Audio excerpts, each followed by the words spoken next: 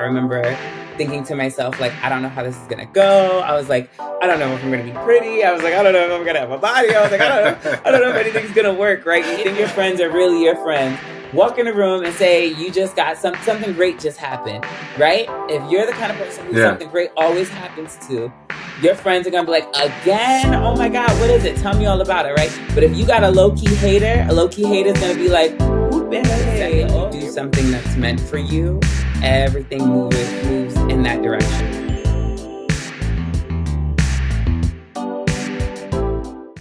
Welcome back to another episode of the YeahDat podcast, hosted by yours truly, Westcoast Rob. And today's guest, I'm very excited for.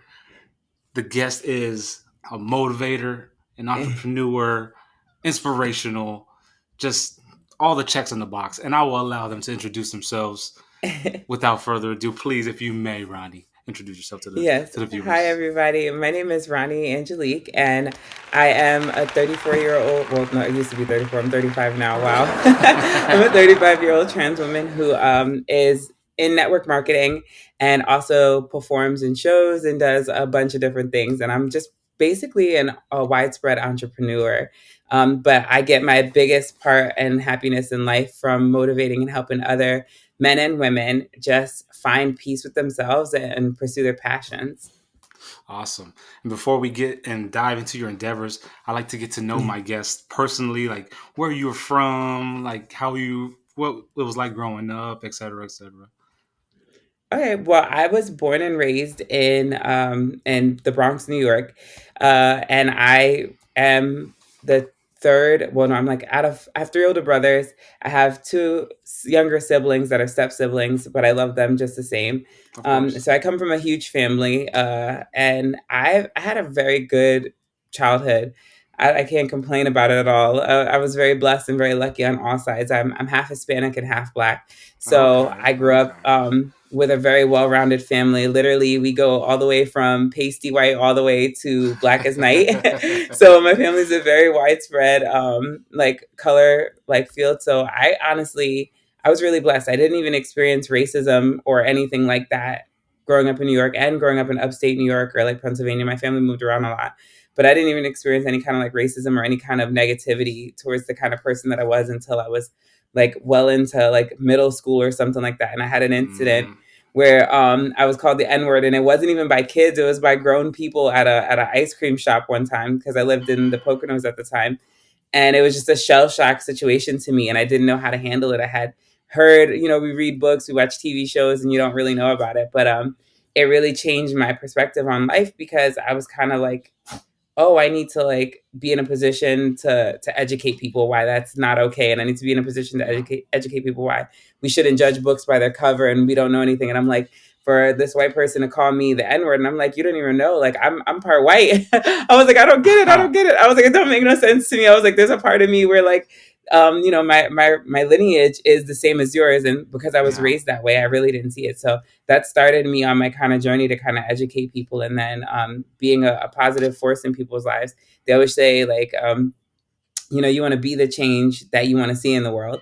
So I've always been that person in situations where I probably could have went left. I've always stood my ground and like held true to like my beliefs and stuff like that.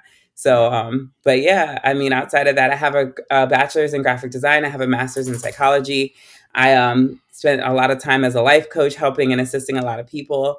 And now I'm in network marketing, being a mentor to women who are trying to be an entrepreneur in the business world, as well as men. Nice. So, how did and I gave you a lot to work with. I'm trying to break it down. So when they came at you with the N-word, like how did that come about? Like bad service or something on your part, or what?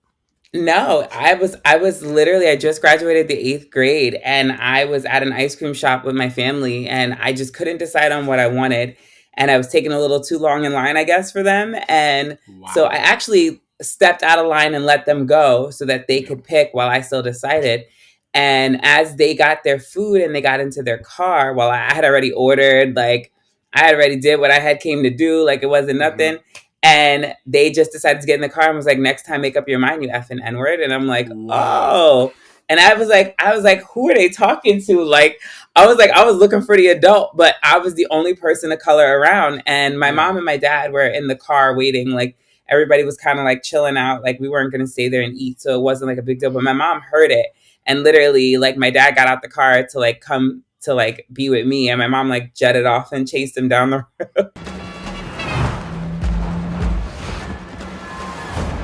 My mom's a beast. I love her. She's that New Yorker side of her never leaves her at any point in time. What type of Hispanic? Puerto Rican, Oh Dominican? yes, yes. Well, my mom's family lineage comes directly from Puerto Rico itself. Oh, Like, okay, and and so that explains it. her yeah. So she's like really fired up. Yeah, and she's also partial like Irish Italian. So like Oh, she's just okay. literally fire. There's Oh not a yeah. point where there's not fire. It's just all 100% all the time, and I love her for it. Oh, that is crazy that they would say that to a kid or an adolescent. Yeah, it That's was. It was mind insane. blowing. I think That's everybody, insane. and it was like a full service place. Everybody there was kind of like gasp, shock, awe. Like nobody knew how to respond. I had other people's parents like asking me if I was okay, and I was like, "Yeah, I think." I was like checking myself. I'm like, I don't think I got hit by that one, but I don't really know. It took a while for it to like settle in and for me to kind of like adjust that, like in my head as a young kid, to kind Right. of be like, "Oh snap!" Like there's people in the world out there who literally are going to like attack you just for being you. Right. So you So, were what, 13 ish? no, I was younger. I was probably like Okay. I graduated I graduated high school when I was 16. So Oh, okay. um so yeah, so I was probably like 12 or I hadn't turned 13. I'm a late bloomer. I'm a Sagittarius. So I'm at the end of the Yeah. year, end of the month. Okay. Yeah. Like I'm literally like the last person in the room to get their award, like always. So yeah, no, I probably hadn't even turned 12 yet or something like that to that effect. Ah, that's crazy. Yeah, I was wondering. I seen your pictures. And I was like, I know she's mixed because Yeah. I'm mixed. I'm mixed, but people you look at me and it's like, oh, it's just a black guy. But I'm mixed with Filipino, It and depends on where you go. I swear to God, like I I know, travel all over the world. So like I go to places and there's people like anywhere that's a Spanish city, they automatically I go to Cuba and everybody always just assumes I'm Cuban. If I go to like the Dominican Republic, they all assume I'm Dominican. Like anytime I'm in an area, like they all ask me.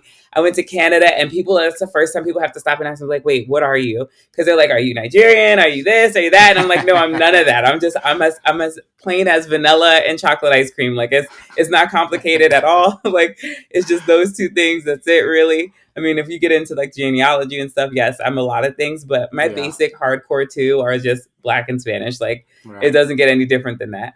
Oh, I'm the same. I'm the same. I tell people the same thing. I'm black and Filipino. My mother is half Hispan or half Spaniard and half Filipino. But it's just when people ask me like, "Oh, are you mixed?" I'm like yeah, my mom's Filipino. But it's crazy because I experienced a similar situation to you at around a similar age because I'm from California and I Mm. grew up in that Hispanic culture. So my girlfriend at the time, she was Mexican, but she looked like a white girl. And we're walking down the street and holding hands, and then behind us a car passed by, and then all you hear is, "What the fuck are you doing with the N word, B?" And then it drove away, and I was just like, "Wow, like we're teenagers. Like, come on, Like that's crazy. Like who gives you the right to crazy." have your opinion so vocalized or I like you think know, you need it to be so like relevant? That's crazy. And I can't imagine what yeah, that felt like for both of you because it's kind of like just getting shot out in the wild. Like I didn't do nothing. I'm yeah, sitting here enjoying my life and right, you just got to come dump your opinion on me. I yeah, can't imagine what that must have been like for the two of you. yeah. I mean, my girlfriend at the time, she was just like, "Did they say what I think they said?" And I was like, "Yeah, it's all right, whatever." And we just kept it moving, and that was the end of that. So for you though, you said that that made you want to start your positivity. The the Yeah. so what did you do in to start that process? Well, to be honest, I was young. I was like I said, I was like 11 or 12. And so the Hmm. first thing I did is what any other normal human being would do. I went home and I cried because I was Oh, like, no, it's fine. that's a lot for a kid to handle. Right. And then I just kind of sat with my mom and we talked about it. And my mom, having grown up um, in a time where she actually had to hide her being Hispanic because of her father. So she grew up in the Irish part of New York in the Bronx. And even though it was Okay. like Spanish Irish, like she's white passing. My whole family is white passing on her side. So a lot of Right. times people see them and will think they're either Italian or think that they're like Irish or think that they're something like that. They don't necessarily see them and go, oh, they're Hispanic. Mm-hmm. So they grew up like not learning Spanish. They grew up not being like that. And she said sometimes in society, like when you're in that situation, she's like, just remember that their words don't have any power over you. And she's like, but you get to control how you react. What you do Right. is the most important thing. So she's like, you could have gotten mad and thrown something or did something, but that could have put you in even more danger, or endangered the people around you. She's like, you Yeah. have to really think about your situation because everything you do has a reaction and an equal, or has an action that has an equal reaction or whatever. So at that point, I kind of lived around a lot of different people, and I had to evaluate. Like me and my brothers were the only people of color in our school. There was only two black Oh. families when we moved there, and we were one, Wow. and we were three out of the majority. So like, Yeah. we literally had this whole situation where I went to my friends and I just sat down and was like, I need you guys to understand, like, this is something that I struggle with. I don't want to be your friend if you don't understand what that word means. I don't want to be your friend if you Right. don't understand like what it means to be treated unfairly or to be treated mean or something like that. And Right. up until that point, really, I hadn't experienced it, but I made it a point to like separate my friends at that point. I was like, if you're not for me, or if you're like rolling with like that kind of ideology that like because I'm different or I'm smart or I'm educated or whatever, that I get the free pass, then I don't want to be your friend. And I made it Right. really clear. I was really blessed once again to be in a school that was actually really understanding, and we had a lot of staff that was really good about that, and it wasn't like a major issue. But I made it a point to join every single curricular I could to help out and to help people understand. And we had a really good like a culture of black people in our school by the time I Mm-hmm. was in high school. So like at that point, I'm like, oh, this is fine. Like we just kept pushing the mission to like just help people understand that like that's not accepted. We don't, we can name call it, but it's like playing the dirty dozen, right? You can't say Right. your mama. Like you gotta like you can't say that word. Like I don't care how bad I hurt your feelings or how bad like we get at each other. Neither one of us can do that. And it was at the height of a time where like I only graduated in '04. So Okay. it was like at the height of a time where rap culture was really big. But the funniest thing, as I say now, is that like back then, we really didn't have a lot of our artists dropping the N word like that. So it Yeah. wasn't like you heard it all the time. And the radio was so good about like editing music. Like Yeah. I can honestly say that none of my friends were running around using the lyrics of a song as an excuse. None of my friends were running around using they're cool with the kids on the basketball team as an excuse to drop that word. We just didn't use it. And so Right. like it's really funny like as you go into other places or other cities and other countries and you start to realize like how people react or use things. And even now, like this is like what we're almost 20 years later, 18 years later, I'm sitting here and I have the issue where like it's literally something. I don't know if you watched The Fresh Prince of Bel-Air, but they did the Duh. remake and in the no, I mean with the remake, in the Yeah. first The newest one. episode out the gate, it's an issue that they attack. Yeah. They literally go headstrong for it, and you see this on both sides, and it really made me have to reevaluate once again. I was like, am I that person? I was like, do I let my friends say it because I know they don't mean it out of harm, or do I let my Right. friends say it because like I was like, should nobody be saying this word? Should it not even be a topic? Like Yeah. even now as an adult, I have these moments where I have to reevaluate how I address that word because I realize that my silence could really be a motivator for people to do things that could harm other people in the area. Just because it doesn't bother me doesn't mean that it's not bothering somebody else or it doesn't offend somebody else, right? Right. So, Right.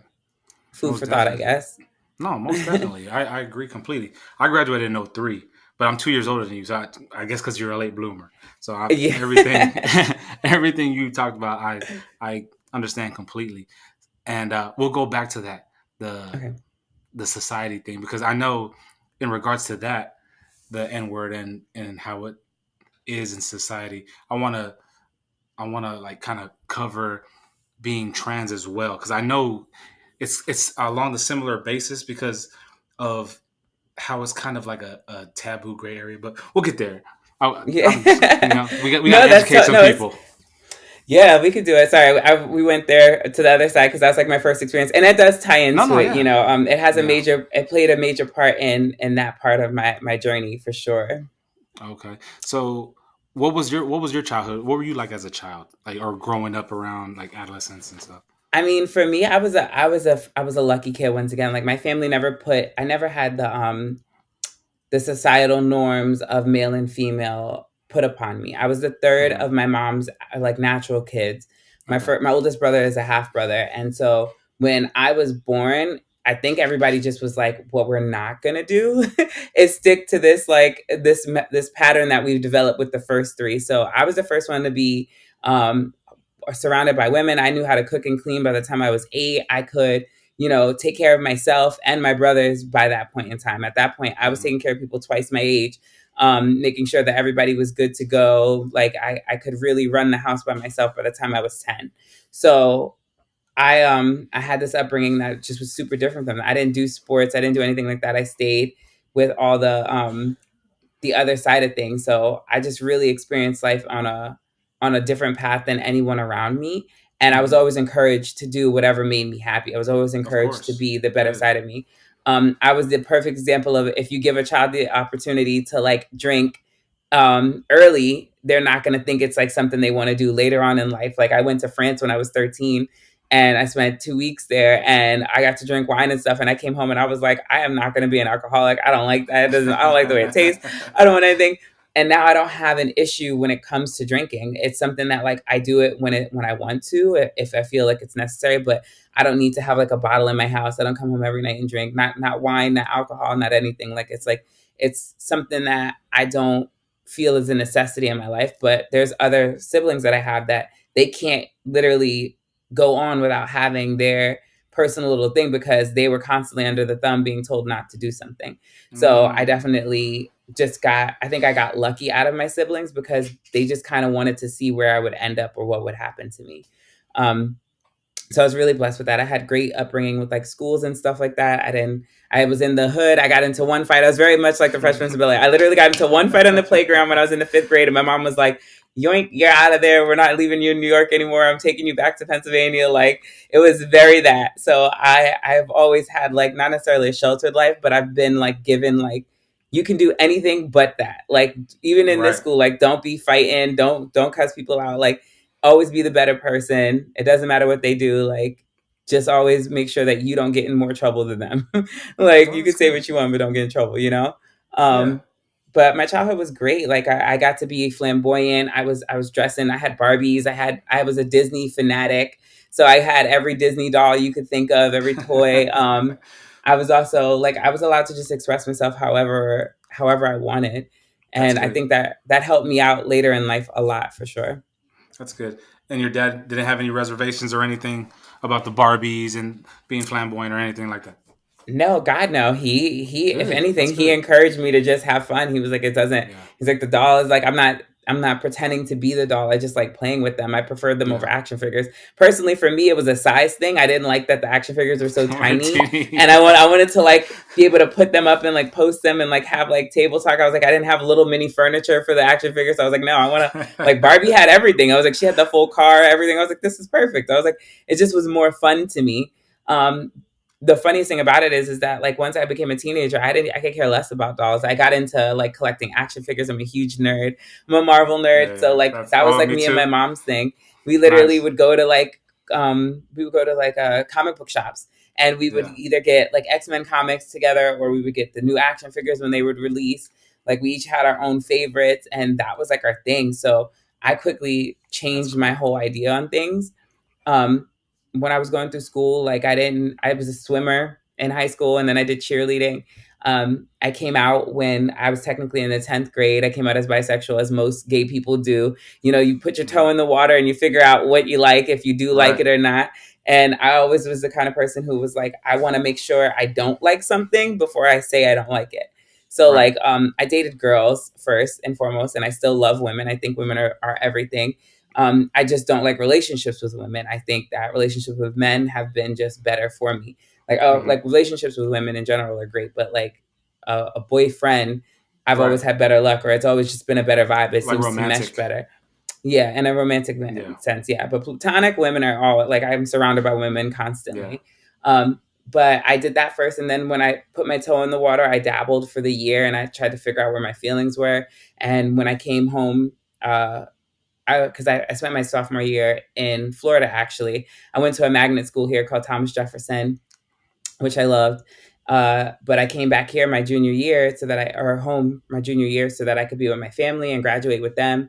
And that year I just was like, fuck it, I'm gay. I was like, let's just say it. Let's just see what happens. I was like, Yeah. push come shove. I spend a year avoiding people and I graduate and I never have to see these people again. I was like, because the truth is, I was Yeah. like, I knew I wasn't going to be in that town. I knew I was going to have to deal with it.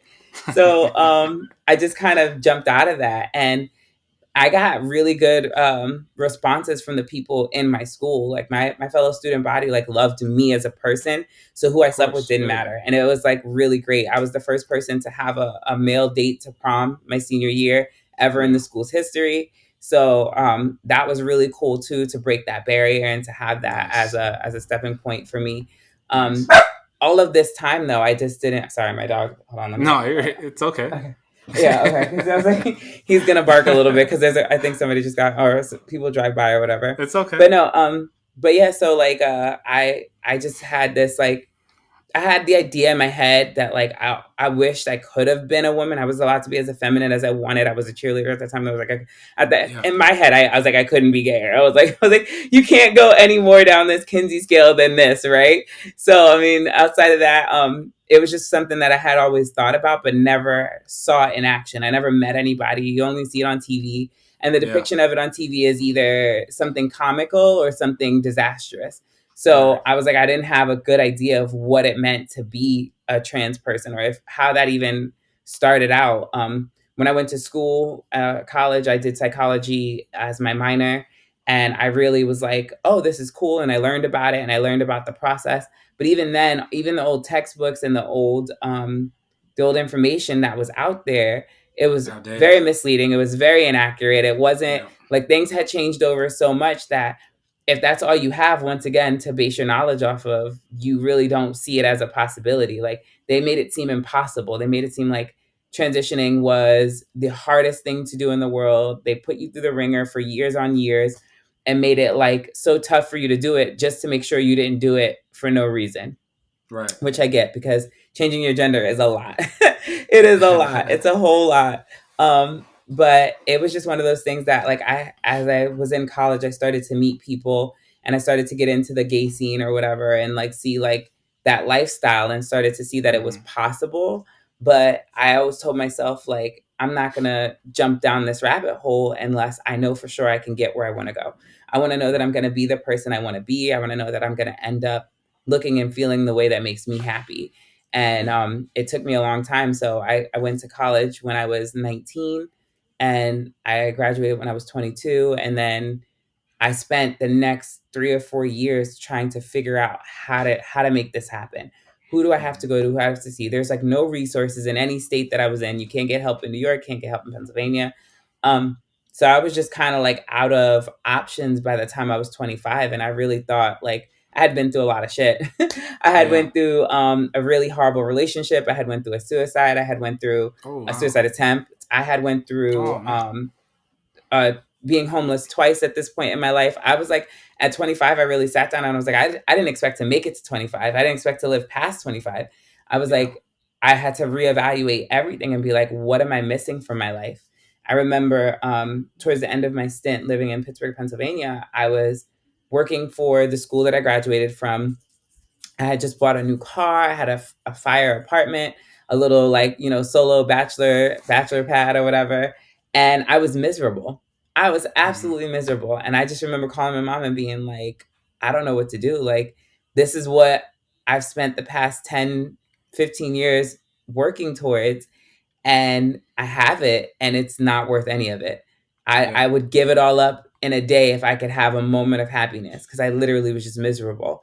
And she was like, if there's nothing there for you, pack it up, come home, or you can move somewhere else. She was like, go change your scenery and hopefully that'll help you.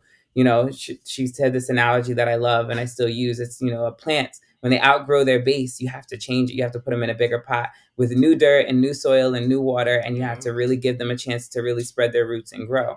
And so that Damn. was her best advice to me. And I was like, Yeah. you know what? That's what I'm going to do. So I ended up moving down here to Florida, and the craziest thing happened. Like, I literally bloomed like crazy. Like, I ran into a crowd of people who had all the answers, like, as if they had been waiting for me my whole life to just show up at the door to like any objection I could possibly give to them. They were like, nope, you're gonna do this. Nope, they do this for free. Nope, this is that. Go do that.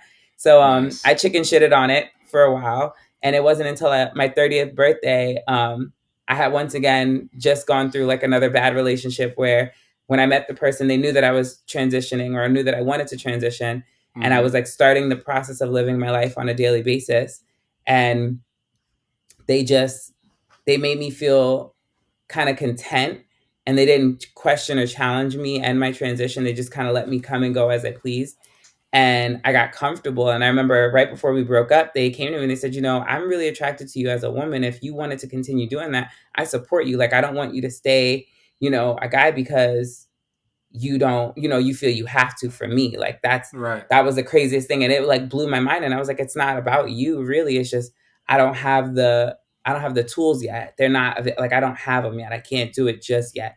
So I was like, I'm gonna do it. It's just I'm not in a rush. I don't need it to be right now. I don't need to have like my whole body transformed. I don't need to have everything. I just need to find out what makes me happy in this life. And Right. so we ended up breaking up, and it was the best thing that ever happened to me because once again, here we go, slingshot, and I get to be this awesome person. I ran into another set of people, and they literally like stopped me in my tracks, pretty much verbally bitch slapped me, and then sent me to their doctor and was like, "Go get the help you need and go start. You've been on and off doing this since we've known you. Like, just go get it started." Yeah. So I did that, and it was crazy because I only did that 5 years ago. It wasn't like I did that like Oh a whole wow. long time ago. Yeah, Yeah. I only started my transition back in 2017, 2017. So it was like a crazy like upheaval in my life, but it was the best thing that ever happened. I remember thinking to myself, like, I don't know how this is gonna go. I was like, I don't know if I'm gonna be pretty. I was like, I don't know if I'm gonna have a body. I was like, I don't know if anything's gonna work, right? You think about all these things, but I just had to do it. So I jumped in, and it was like that. I thought it was gonna take me forever to like find my comfort zone and stuff, but like everything just the second you do something that's meant for you, everything moves in that direction. It was like I Yeah. felt like I had been going upstream my whole life up until the moment I just jumped in and was like, let me go all in on my future and my real passion, like my real life of being a woman. Like, I want to be a woman from head to toe. Let me just jump in. And it was like everything happened like that. I Nice. got a job. It wasn't like it was hard for me to work. It was like I'm Nice. lucky to be on Nice. a scale of something called passable. So when I'm out in the street, a lot of people don't clock me. They're not looking to be like, oh, that's a dude or like whatever. I had Yeah. my moments when I started my transition, but at this point in time, I'm very comfortable with my body, and I've been on hormones for like 4 years now, so it's been really great to watch the transition of my body and watch how everything has kind of just molded itself and accepted it naturally. Like, I didn't have to do anything crazy. Like, I will be different. I've never had any work done on my face. I've never had Okay. That's anything good. done anywhere else. Yeah, I'm natural outside of the wig that's on my head. Like, that's it. Like, it's not like a thing that I went and I had to do to make it happen. I did get a BBL. That was the first and only surgery I ever got because as a gymnast and a swimmer, I have a gymnast body, and I was like, I want some Yeah. hips, like just a little bit. I just want a little bit of Coke bottle. But I was very smart about it. I've always done my procedures or like how I reach out to doctors. I'm everything's on the book. I never did anything. There's a lot of misconception about the trans world and having to get your assistance with your surgeries or your medications or your therapy Yeah. under the table or in the back office or hotel motel rooms. If anybody's watched Pose, they've seen this reenacted in certain aspects. It's something that is not a lie, but it's not the only way. Like, there are ways to get everything you want in certain states and places for Yeah. free, and there's ways to get it Wow. with with actual assistance and actual help. So for me, that's been the biggest motivator for me, like in my transition, is I've had my shout out to 26 Health in Orlando, Florida. They've taken Okay. care of me since I've started. They used to be Two Nice. Spirit Health, now they're 26 Health.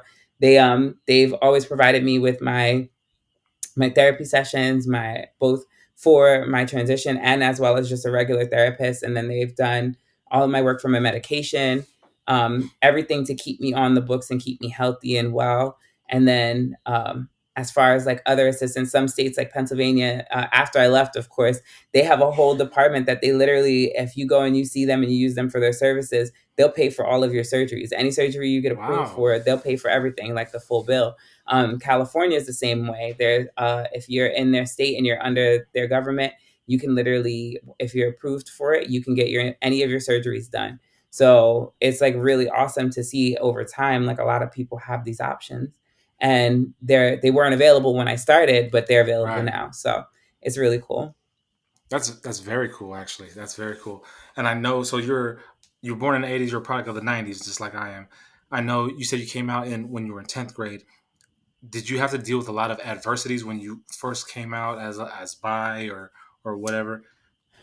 No, I did not, but there was a young man in my class who did. He was gay. He was very out and about it, and Yeah. he was very flamboyant. And I watched his ridicule and I watched his shame and what he went through. But I never saw him ever one day come to school and stop being himself.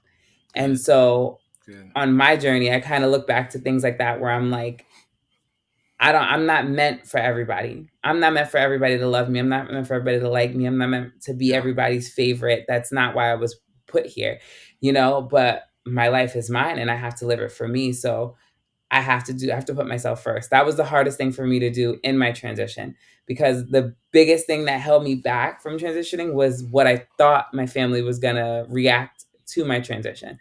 I Right. like it was like so funny. It was like every time I felt like a Russian egg. Every time I walk in the room, I come in with a new label, a new set of rules, a new everything. I was like, it was like just keep opening the egg and taking the little person out and the little person out until finally I got to this part of my life.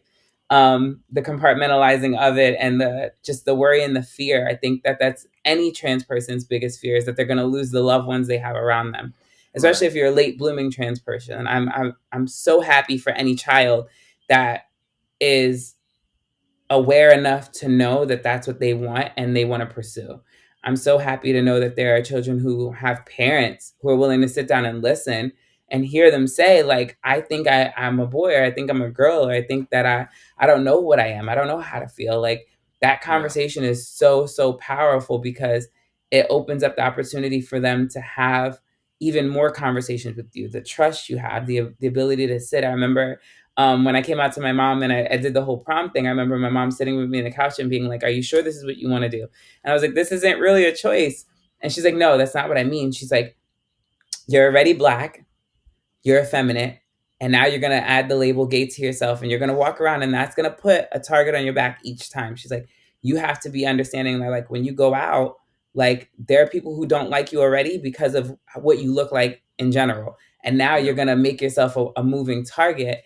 And I was like, "But I can't live myself in fear of these people. Like, I can't be afraid. I might never meet them. I might see them Right. tomorrow, but I can't, I go back to the guy from my high school who was every day came to school wearing his like mesh shirts and his little tank tops and like living his best life. And like, I was like, I can't back down from these people, because the second I go and I dress up or I cover up or I do something else, I'm giving them the win. They get to Right. live a little bit more comfortably. My my expression or myself, my light should not dim yours. It shouldn't make you feel inferior. It's just my light. It's who I am. And I should be able to take that into any room without any question or fear of who I am or who else is in the room with me. Right. Yeah, and the only reason why I asked that is because we grew up around the same time period. So for me, there was a person I grew up with, and he was gay, and he was the only male on the cheerleading squad, flamboyant and everything. And I was raised by my mother, short little Filipino lady, old school but little bulldog, and the dude, the individual was Filipino, and I grew up with that person. And I remember I had like friends and homies just used to say stuff and all kinds of stuff, and I used to like check them, like, yo, like, like, why are you doing that? Like, is that bothering you? Like, they don't come to you, they don't talk to you. Like, there's no reason for you to like talk out of their name or whatever the case may be. Just let them live their life. And the individual did, and just was just doing their thing, and just, and I, me personally, growing up with that person, was happy for that individual to be able to express themselves and live the life they wanted to live. So I know I had friends who were just ignorant, and when it came to situations like that, so that's the whole reason why I asked if you had to face any adversities when you first came out and started, or opened it up to as being gay or whatnot. No, I think the biggest adversity I had to face was myself. I think people I adore people like you who stick up for us, because the Yeah, reality is that there is nothing that anyone can say to us that we are not saying to ourselves already, that we are right. not in our heads constantly thinking about. I recently had a conversation on a talk show that I do called Common Courtesy, and we talked about that experience, because we're, as our own worst critic, we literally stand there and we will tear ourselves apart and put ourselves back together again, and tear ourselves apart and put ourselves back together again. And it's not until you start to kind of say, wait, like, why am I talking to myself like this? Like, I would never say this to a family member I love. I would never Right. say this to my best friend or to someone that I care about, right? Like, your best friend stubs their toe and you might laugh, but you're gonna be like, are you okay? Is Of it broken? course. Can you wiggle it? Right? Right. Why is it when we stub our toes, we're like, you freaking idiot, you knew that couch was there, you're cursing out the inanimate object, you're telling yourself like, oh, I do Yeah. this ish all the time, like I'm such a mess, like da da da, like, you know, you're late for work, you wake up late, everybody goes into a panic mode, right? And we're instantly Yeah. telling ourselves that we're the worst person in the world. Like, I do this shit all the time, or why didn't my alarm go off? Yeah. You're mad at everybody, or you're worse, you're the person who blames everybody else. You know, the person who you're like, oh, you blew out the power last night, this is your fault, you know, or you know, you did this, that, the you know, the gods hate, my ancestors hate me. Like, we say everything else other than the fact to acknowledge the fact that A, we made a mistake, and B, it's okay. It's Right. literally natural for people to make mistakes, for people to like slip up or fall up or whatever. So like, I think that people have to realize that we, as our own worst critics, we don't need another person in our head telling us how good or bad we look, or how passable we are, or how, you know, flamboyant we are, or whatever. Like, trust me, we know, we are aware. We did not wake up this morning Of completely course. unaware of Yeah. who we are. Yeah. That's what's up. That's what's up. Snaps, snaps. That, that's what's up. Like, I know my first experience, like dealing with like a homosexual who I didn't understand. I was probably like 7, and my mother, she had a friend, and because we're Filipinos, you know, Filipinos, Yes, it's family yeah, and friends, you, all the same. yeah, everywhere. And we had one, and the name was Tita, and I would ask my mom, I was like, how come Tita like wears makeup? Like, what's going on? Like, I was just curious, just a kid, like curious, like why is Tita wearing makeup? Isn't that for girls? And my mom educated me on this stuff, and how you talk about your mom, and how your mom sounds very wise, just wise as fuck. And it reminds me of my mom, and she just like, kind of like educated me. Well, like, people do and dress and act how they want to act, and all we can do is just accept them. And I mean, as they are, like, you're not the one to judge. So I've always taken that little tidbit that my mom told me, and I've applied it to my life. And for you to say like, oh, we're our biggest critic, it's, to me, my personal opinion is, because I criticize myself all the time, Mm-hmm. especially when I was younger. But as you mature, I'm big on like mental maturity. The As you mature, you start to realize like, oh, I don't need to criticize myself, because like you said, like, I don't. This is me. Like, I'm doing me. I don't need anybody else to do it. I don't need to criticize anybody else. So I mean, the more you mature and the wiser you get, then you start to realize stuff. So I mean, it sounds like you had a real good upbringing. Yeah, I was really blessed. I was lucky. My dad was a 9/11 first responder. I grew up with him as a police officer, and then he was a detective. And then my mom is a New York City educator. She was Nice. working in the public school system, and then she went to work for the Board of Education. And she was actually like someone who helped teachers when they were in legal situations. She gave them legal advice and helped them as a liaison for the any cases they might be facing within her jurisdiction in her area. So uh, I got to see all sides of it. And my mom also was a special education teacher. So when I grew up, starting off, I was around a lot of different people. I have a big heart for acceptance. I love all people. I don't judge anybody for anything. Disabilities are both handicaps and blessings, because they give you something to be absolutely enamored with yourself, because you're so much more capable than their disability. You're so much more. I've Yeah. met so many people who have disabilities, who have more degrees than me, who are able to Yeah. do way Yeah. more than me. I know some people with disabilities that can run further, can jump further, can swim Oh better. yeah. Like, I meet people all Same. the time who have things that the world tells you it should stop them from being better, and they will run circles around you in that same instance. So I've been blessed to meet a lot of people in my life that keep me humbled without a shadow of a Nice. doubt. Yeah, nice. You were like a ball of positivity, and I can feel it. It's crazy. I it, really, I really fuck with it. I it wasn't appreciate always it. like this. I promise you, it was a learning experience. It was something that I had to like really hunker down on. But I have a love for helping, a passion for helping people. I Same. like and love to be around people and help them develop and see things. My mom always used to do this thing with me where she always plays the devil's advocate. I would walk in a room and I'd be so sure that I was right, 1000% right. Like, you can't tell me I'm wrong. And she would then like tell me to take myself out of my shoes and put myself in that person's shoes. Now, and she would talk to me as if I was the person. And so she's right, right?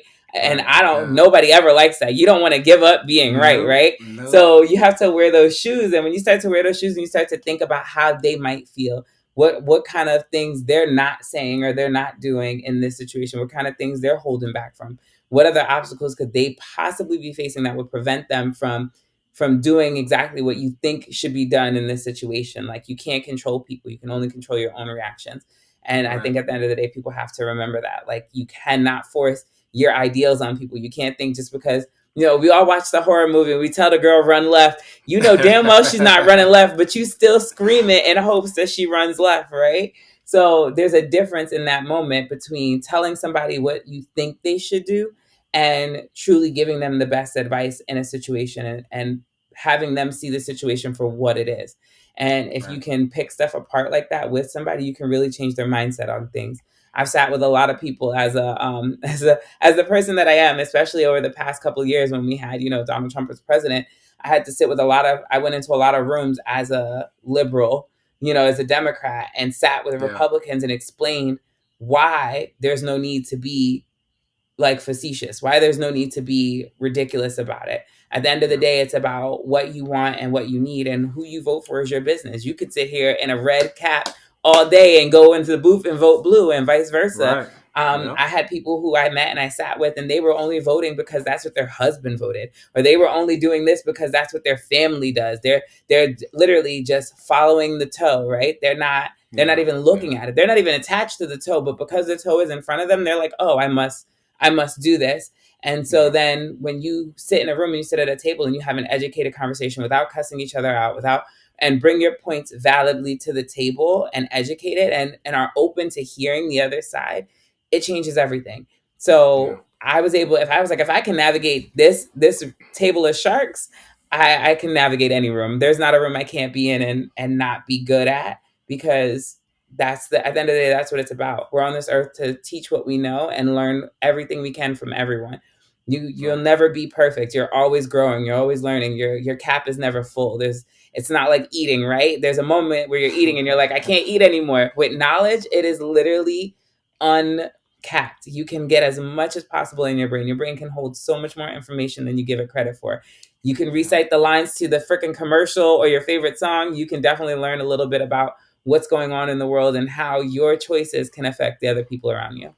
Most definitely. Me and you were right here. Me and you were right here. Because I'm in the military. I've been in the military for 18 years, Oh, and good. Thank you for your yeah, service. oh, my pleasure, my pleasure. So, I've dealt with those similar kind of individuals, like the Oh, I old bet. heads who are just narrow-minded and ignorant. And Got a couple of them in my my family too. oh man, so that philosophy is what I go by on a daily basis, especially to the younger individuals who are in. And whenever there's a situation, I always break it down just like that. Like, okay, well, calm down instead of acting on your impulses and then just blurting it out or acting a certain way. Let's collect yourself and then think about, okay, what happened. So what if you were this individual or whatever, so and so and so and so. Woo, woo, woo. And then when you do that, individuals are really like, oh, you're right. I was acting off impulse or whatever, whatever, and they start to realize like, okay, maybe I need to start doing that. And I was that individual growing up. Like I was, oh man, like similar to you, I was a hothead. Like you can tell me nothing, but the more mature I got and the older I got, now I'm all about like positivity and actually breaking down and analyzing a situation before reacting to it. It's just I love teaching and helping people just like you. So hearing you say this is just it puts a warm spot in my heart. I I enjoy it. love I it. enjoy it. Which, by the way, Yeah. anybody who's watching this, we did not coordinate this. I did not know that No, he was gonna no, wear red, and I didn't. no. It was just a moment. I just was like, because we're so much alike and we're vibing right now, and I'm like, Yeah, this was not intentional. This was not planned. It just kind of happened. whatsoever. But yeah, Whatsoever. Yeah, I noticed that too, and I noticed it and I thought about it, but I didn't want to say me anything. But too. see But there? now you said it again, and I'm like, listen, we're on that same mental wavelength, and Yes, that's another thing about it for yes, sure. But yeah, that's like what's I up. think you gotta, I don't know, like I did the negative thing, right? And you gotta ask yourself, like, um, I often in times use this analogy with any one of like my patients or my clients. I'm always like, your emotions are waves, right? You have never in your whole life in any movie, animated, reel, book ever heard of a wave coming and staying. A wave will Yeah, never come and stay on the shore, right? So your emotions are like right, waves. I tell, especially when I'm dealing with kids, because I love kids, I'm like, your emotions are waves. It's like sometimes the wave will come and it'll touch your toes and it'll tickle you and it'll make you all joyous. And then sometimes when you're not, that wave will come and knock you right on your ass, right? Like just take you out. yeah, But the reality is that no matter how hard or soft that wave hits you, it always goes away. It never yeah, stays. So your emotions are the same way. You should not be sitting in your emotions. You should never be sitting in your feelings. You should always let things go because they're not meant to stay. You're meant to be angry at times. You're meant to be sad at times. You're meant to be confused and jealous and envious and all the other joys and elated and excited. Any word I was going to say a bunch of other words, and I was like, maybe I shouldn't say that. But no, but yes, true. You're meant to feel all these emotions, right? That's why they exist. And so, but you're not meant to live in them. You would no right, sooner sit in a diaper full of your own crap than you would want to sit in any emotion. And that goes for ones like grief or sadness. No one ever gets happy in the moment and gets terrified instantly after thinking the happiness is going to go away. Right? right, You don't go right, on the roller coaster and go over the hump and get excited and then start crying because you no longer can go over the hump, right? If you want to right. feel that excitement again, what do you have to do? You have to finish the Write it roller again. coaster ride and Yeah, then get back on. all right, So it's really the same way with your positive attitude. You can always choose to be positive. I could choose to be negative. I can choose to be mad, but I don't have to choose to be mad and negative. They're not mutually exclusive. So all of your emotions, you should not tether them to a result that you want. I think a right, lot of people have to right. understand. I remember That's life real. lessons from mom. We're gonna have like hashtag life lessons from mom. No one can make you feel a way you don't want to feel. I remember the first time she said that to me, I was offended. I was furious. I was like, "You're not telling me that I'm choosing to sit here and be upset. I don't want to. Who the hell wants to be upset?" And she's like, "You do." Because you're mad you didn't get your way. You're mad that this didn't go how you wanted. That person did this to you, yada, yada, yada. At the end of the day, what's done is done. You can't change it.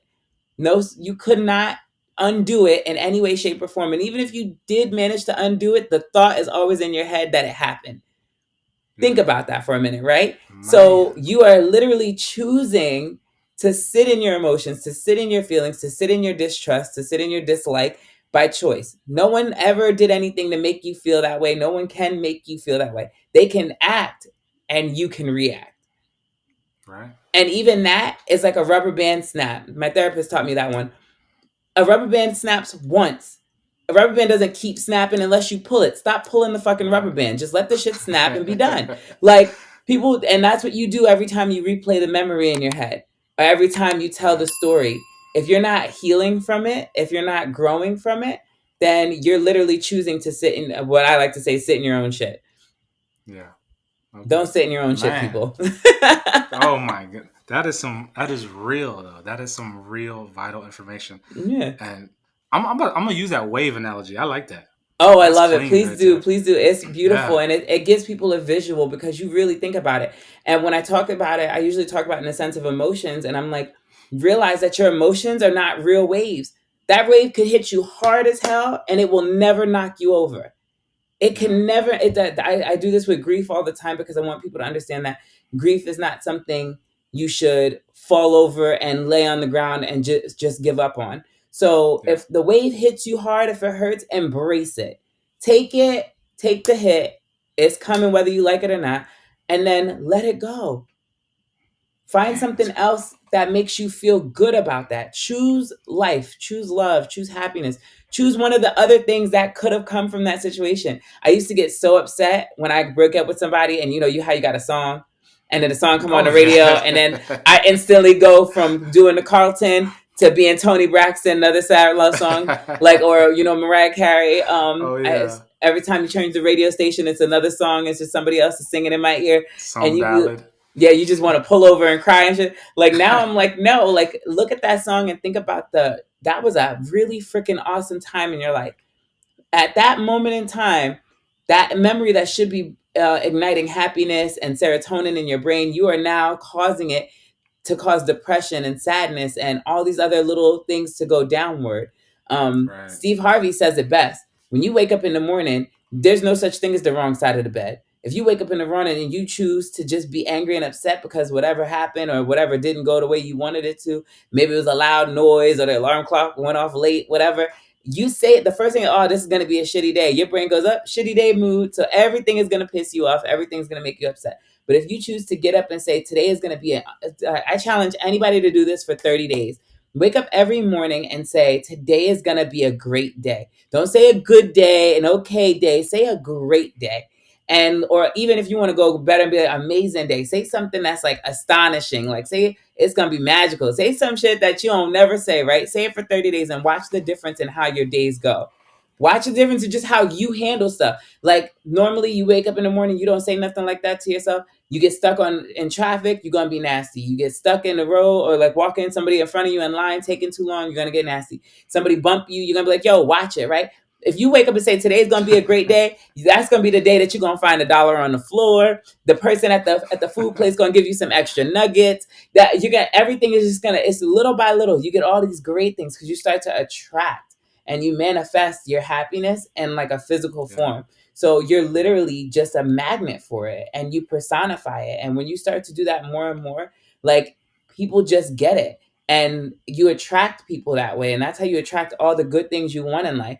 You can't sit on the bed and say, oh, I wish I had $1 million. Well, what are you going to do for the $1 million, right? Are you going to get up and go Yeah. work for $1 million? And then are you going to do a millionaire's worth of work? Or are you going to go do your 995 worth of work? Like you have a choice. Like you make that a complete and total um experience for yourself. No one else can do that. People can do little things to help you have a little wave of joy on your toes, but they cannot make you happy, nor can they make right. you sad. You Right. choose this, you choose that. At the end of the day, it's all about you making the choice. That's right. And that reminds me of that Will Smith quote. I don't know if you're familiar with the Will Smith quote in regards to Jada, when he's like, it's not my responsibility to make her happy. It's her responsibility. It's my responsibility to just go with her and promote her happiness or whatever the case may be. And that's just a quote that I really enjoy because that it's just real. Like it's not your spouse or your significant other or your brother or whomever's responsibility to make you happy. It's your own responsibility to make yourself happy. And I just that just kind of correlates to what you're saying. That's Yeah. great. Oh, 100%. It's very that like you have this choice to do it, right? And then so if you have a partner or spouse who's like, it's like, oh, I want to take a ride, and your spouse is supposed to be like, okay, let's get in the car. Where are we going? I don't know. Yeah. Okay, well, let's just go. Like it's that's how it should be because you can't go and be like, oh, well, I don't like going to the mountain. Well, that's where it makes my joy is saying I got to drive to the mountain. So I'm going to get in the car and Yeah. drive to the mountain. Your job is to do one or two things: either get in the passenger seat and go with me, or say, baby, have fun at the mountain. I see you when you get home.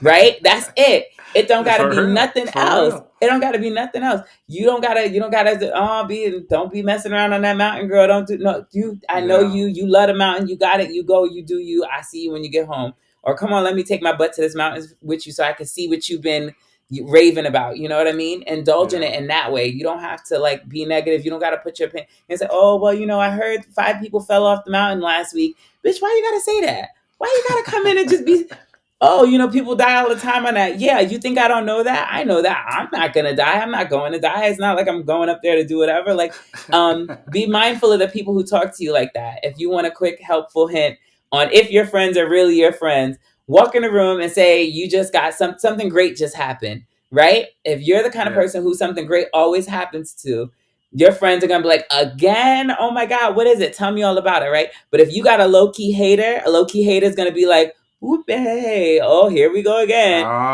This Oh. here goes the lucky person, whatever. Or they're like, oh, that's nothing. Okay. That ain't nothing. So what? You got a raise, or your one upper friends who's like, oh, I got a raise last week too. But Yeah. instead of getting nasty about it, y'all should just high five and keep it moving. Like Right. that's how you can kind of gauge your relationships with the people you have around you. Because I started doing that. I started cutting people off, and I don't tell you I'm cutting you off. I don't make it a big thing. I don't even delete you from Facebook because I want you to watch my happiness. So I literally just go, okay, and I choose not to call you anymore. I choose not to invite you to the event. If I see you out, I'm 100% cordial. I'm 100% about, if you want to tell me what's going on in your life, I will sit and I will listen because I'm a friendly person. But am I inviting you to my wedding? Probably not. If I go out to Hmm. lunch and I have a celebration, am I going to invite you? Probably not. I'm not going to put you in that situation because you're going to be the person who's going to rain on my parade. And I Yeah. have a choice. The beauty that I think people forget the most is that you have a choice to say no. Yeah. You don't have Well, to say it's yes true. to everybody. You have the power to say no. You can stop any injustice or any violence happening to you simply by saying no. Sometimes we have to say it to ourselves because you want to punch the person in the face who's insulting you, and you be Oh, like, most you know definitely. what? Oh yeah. But you tell yourself no, Hmm. and you get to walk away. There's something empowering in walking away. I don't know why where and walking away became a cowardice thing or became a shit show, but the reality is like Yeah. me walking away from things is my favorite thing because I know that eats you up more than if I stand there and I argue with you. Oh yeah. I Oh, I'm will the same way. skip and laugh Yeah. and jump and click my heels on the way out of the door before I turn around and argue with you.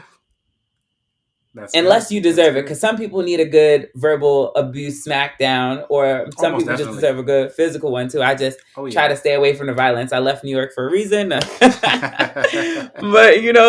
but that's not my job. I tell people all the time, it's not my job to give it. If it was my job to give it, then I would give it. But the way I'm set Yeah. up right now, you're not going to disturb my peace. Protect your peace at all costs, people. And that's good. A lot of people need to have that mindset because it's just that, oh yeah, no, I'm upset. I'm about to give you the business, but at the end of the day, what resulted from the confrontation? Nothing. You're still mad. That person's still mad. Y'all lost y'all's relationship. Nothing was resolved. So And it you is in better to physical walk pain. away. You in mental, spiritual, Exactly. and physical pain. It ain't worth it. Exactly. Not at all. Not at all. So so I have my daughter, my oldest daughter, she's about to be 15 in like a week. On her soccer team, she has one of her teammates is actually transitioning from female to male. Okay. So, what do you not for that individual per se, but just people in general who are in that process? What advice would you give to individuals going through that process? I mean, my initial first knee jerk reaction is to say, dig your heels in and stand your ground, always.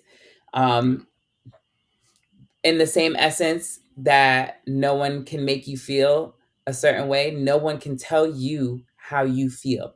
No one can tell you how you are feeling inside or dealing with things. So if you feel a certain way or if you feel something, then pursue it 100%. I think yeah, in this day and age, I think that there's a lot more leeway where you can choose your path and you don't have to pursue it until the wheels fall off if that isn't what resonates with you, if it isn't what you feel. I wish that when I was growing up somebody would have told me about the difference between my sexuality and my gender and how they're not anywhere on the same playing field. Like as a trans woman, I identify as a heterosexual, you know.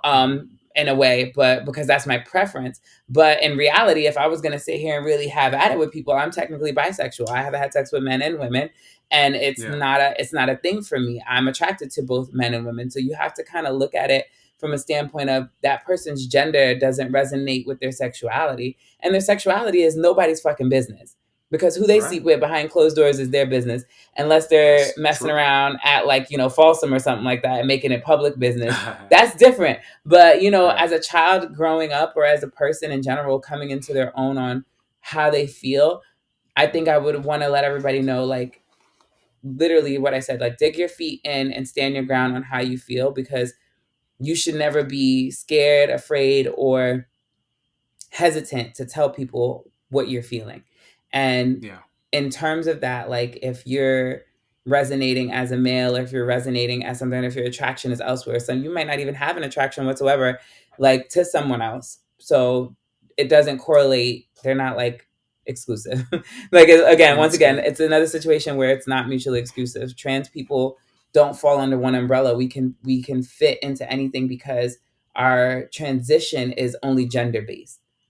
Yeah. It is only gender based. It is only about where you want to go. And right now, with non binary coming into the fold, non binary is something that's completely out of that, but right there with it. Non binary actually has a transitional letter on licenses in certain states in the US. You can get an X put on there instead of an F or an M to suggest that you're non Wow. binary. I believe once one state did NB and one state did X, is from what my knowledge is.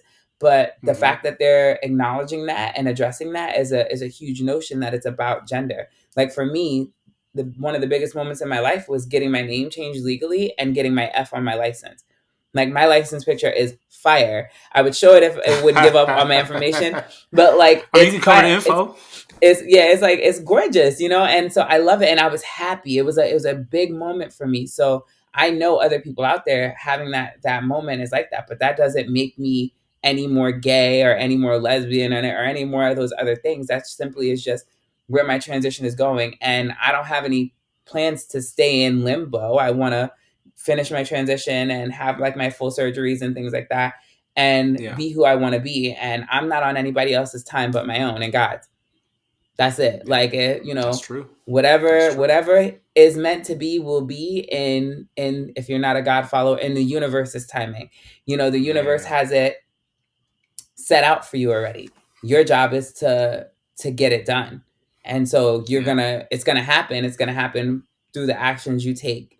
And so the same when it comes to transitioning, it's super important that people understand that. Like, you can't force anybody to do it. Like, they can't just go get their chest done today. They can't just go get a BBL. They can't just go get their name changed. There's a process to everything, and everything takes its time, and it's not your journey. You kind of have Right. to learn how to be not a passenger seat driver, but a backseat driver. It's like being on a bus when it comes to somebody else's transition. You can't choose the route. You can't choose the music on the radio. You can't, Just go all for the you can do ride. is sit in the seat and ride and be there with Yeah. them through all the stops. That's it. And it's the same thing with your life, because you don't have anybody in the seat saying, "Oh, if you want to get more girls, you got to dress like this, and you got to spend your money like Yeah. this, and you got to go to the gym and work out." That's not true. If that was the Yeah. case, there'd be a lot of single people in the world who ain't getting nothing. I got friends who Yeah. go from all shapes and sizes, who are doing well better in the relationship category than I am. You know what I mean? Right. And so I think people have to remember that. Like, don't ask somebody to do something that you wouldn't do yourself. Don't force True. your ideology onto somebody in that same aspect. Like, allow them Yeah. to do their journey and just be supportive. And to anybody who's in that situation, once again, be mindful of the people around you and how they're talking to you. You know, um, Yeah. also be your own best friend. Don't Right wait on. for nobody to celebrate shit. Be your own best friend. Having 5 people with you at the movie theater is not better than going to the movie theater and seeing the movie you want, when you want, how you want. Don't Yeah. wait. Like, you do not need to celebrate with nobody. Celebrate all your small victories and your big victories the same. If you want to throw a little party, I go to Applebee's and get me one of them little cookies and ice cream any day of the week, and just have my little celebration, or for my little successes, the same way I would go buy myself a cake for my birthday, or for, like, a huge accomplishment with work or something like that. Like, it's all valid, and people shouldn't deter you from that either. But I know a lot of times I wasted a lot of time in my life waiting for people to come celebrate with me, waiting for people to cheer me on, Yeah, waiting for people to do something. Their opinions don't mean shit in your life, I'll be honest. It's the only opinion that matters is your own. Because of it's the one course. that you're going And to wake up to yep, every morning, and it's the one that you're going to go to bed to every night. yeah, and that's real right there. You heard it. You heard it here. Angelique's the only one who goes to Applebee's. So, I do Chili's too. Like, no. I love to eat out. I love to eat out. I do. I go wherever. but I'm glad you brought that up because people do not think of that, like how the they differentiate from gender and sexuality. Like sitting here, me personally sitting here thinking about it was like that is such a true statement because I personally didn't differentiate the two. So that's crazy. I'm glad you covered that. That's just man, you're so wise. So Been that's what's through up. enough. I've been through enough. Nice. So And it's you hear something. it? No, No, go go ahead. Go ahead. ahead. Go ahead. Oh No, no, I you was just got it. saying it's something that I've had to educate myself on, like through my degree, and then also just in my community. Like, there's so many people that you meet, and they say something, and they're like, "I don't have to do that," and I'm like, "You're absolutely right. Shit, I didn't think about it that way." I was like, I had to get shut up a few times for me to catch that one. I was like, so I let people know, and especially in reference to transitioning or just gender in general, like it's not the same. And people tend to put them in a bubble and then get confused when Yeah. it doesn't work out. That's why. Damn, that's what's up. So now let's talk about your business. Okay. So I seen you had posted something in your story. It was like a lightweight bio of just each slide was Yes. describing you as an individual, which was very good by the way. I watched the Reintroducing whole myself. thing. Exactly. Oh, Yep. thank you. So you And got to see me so dance. You got to see me do a flipping oh heels. Like, yeah, I watched it all. Yeah, I watched it all. So go over your business and what exactly it is per se. yeah, so I work with a network marketing company called Money or Modern Nature. I've been with them for a year and a half, and I started with this business just to find something to like circumvent my overtime. I was in school for my master's, and Um, I was working crazy hours in the hospital in a mental health facility. The pandemic hit, and I went from being a PRN, which is like somebody who only works 12 hours a week, to being full time. And then I went from full time to working 60, 70 hours a week. And it happened Ooh, all really quickly. Like, I got the job in January, February, I was full time. By March, I was working 60 hours minimum. oof. And so it really just, I did it for a while, and I loved the money because, like anybody else, when you're making overtime like that, it's fire, and you're not thinking about what it's doing to your body or your mental health. And Right. so around probably 9 months of doing that, I was just like, you know what? This is not for me. I need something else. I saw my homegirl. She was working from home. She was in this marketing business, and she was selling shampoo. And I was like, oh, girl, tell me about it. I was like, I'm always in the market for a new shampoo. Person of color. I was like, I've done a lot of different things to my hair. I was like, I Yeah. really am always looking for something, the next best thing, right? So she got on to me, and she kind of was telling me about it, and I kind of heard about the business, but I didn't really know if that's what I wanted to get back into because I had done network marketing before. I had worked for like Avon and these other companies and never really Yeah. benefited from it. So with this one, I kind of saw another girl with hair like mine, curly hair, kinky, coily, curly hair. And I saw her curls just being fire. And I was like, oh, girl, I'm in. Like, tell me about the business. Tell me how I get these products. I was like, if nothing else, I have fire hair. And so I joined the business, not really thinking anything of it. And in my head, I kind of told myself, I was like, oh, you'll do this. You'll circumvent your overtime, and you won't have to work so hard. And so that's what I did. And literally within the first week of working the business, I made a lot of money. And I was like, you know what? Let me just keep doing this. And when I started it, it was just to help people. I loved the yeah. product. It worked on my hair. My curls started to flourish. My hair felt soft. It was like I was in love. I was enamored. I was like, oh my God, this is it. I've been doing all these different hair creams and oils and doing egg yolk and avocado mask and all this other stuff, trying to get my hair to look nice. And I couldn't do it. And this product came in, and in one wash, I was like, oh, I was in love. And so after using the products for 3 months, I was using the skincare and the hair care. And I just really was all in on it. And I started to gain recognition in the company uh, as just as a seller and as somebody who has like who's doing well. And when you're doing well, they ask you to come train the other people. They're like, hey, will you come train our teams? Will you come show us what you're Yeah. doing so that we can help them have your kind of success? And so I Right. initially just went in being like, "Oh, y'all want me to talk? Like, I don't know if I could tell y'all." I was like, "I could tell you what I'm doing, but I'm not doing anything like crazy." So I went in and I started teaching people about this business, and of course, very much like this conversation, I dropping nuggets, little motivational tips, little quotes here and there, little things that I use every day to keep me in a good space. And they're like, "Oh my god, like we need you to come do this. Like you don't talk about the pod. Just come motivate people. Just come talk to my team. Talk to my team of like Yeah. 25 people." And then next thing you know, I was in a room of like 150, and then the next thing you know, it was a Zoom of 500 people. And I was like, "Oh my god, like y'all really like what I'm saying?" Like I was like, "I'm valued, I'm cherished, like y'all really want me." Like, and so it just became this big thing. And then so of course, in the business, I have my own team of people that I work with. I'm nobody's boss, but I work with everybody. So I just help Yeah. cultivate good culture, positive energy, and I help people kind of get over that like new job hump.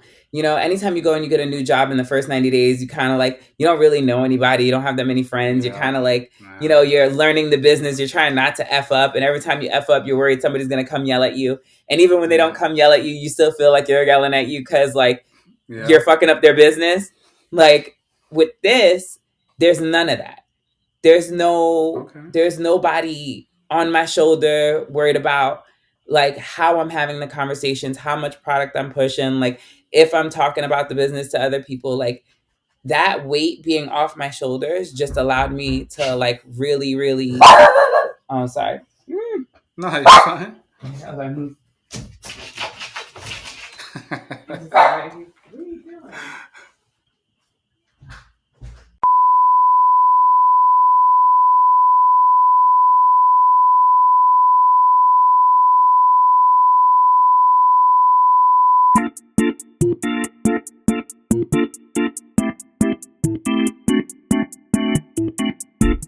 I'm gonna have to throw open for him because he's like bugging out. He's waiting for everybody to come home. He's like wilding out right now. But yeah, where was I? Sorry. I know how this works. I know how Riverside works. I know you can edit that all out. I know that whole No, gap will be gone. I'm gonna Like, let it ride. I'm gonna let it ride. Hi, everybody. My bad. Where was No, I? you're fine. I totally lost my train You, of thought, though. Where was I? What were we talking about? so we were talking about when you're in a new workplace and you feel like somebody's talking down to you, even though you didn't mess up. Right. I was How saying you like we don't feel? experience that here. Yeah. Like so in this business, like you Yeah. don't you don't go through that. Like there's no quotas or red flags. No one's gonna fire you if you don't do something, if something else comes up kind of deal.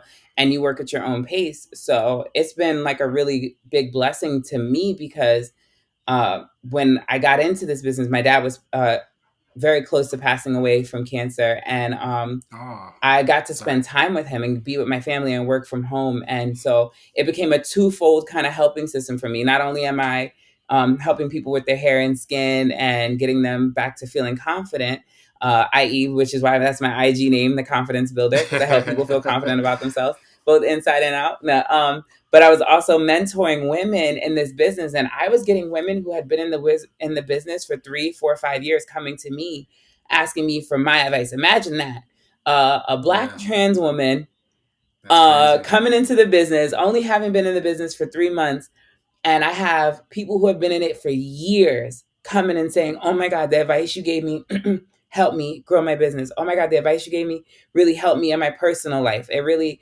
resonated. I was feeling the same way. I was going through the same thing." Like, so it was so dope to have that and to be able to have that. So I took the platform and I pushed it further, and was like, I have this ability to help people on another level. So as like a life coach or being like and then I graduated this past December and I was able to be like a therapist. I can be a counselor now. So now I'm a Nice. full-fledged on that road. And I'm like, this is so great because this one little business changed my whole life.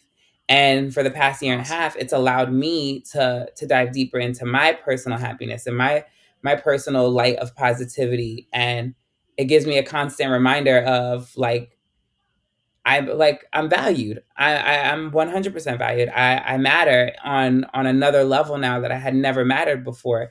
It's different when you're talking to your best friend giving advice, or you're talking to your parents, or somebody, and you're Of having a course. coffee. But in this matter, I have this opportunity to really change and touch people's lives. So now I'm leaving a legacy inside of a company that is 100% behind me.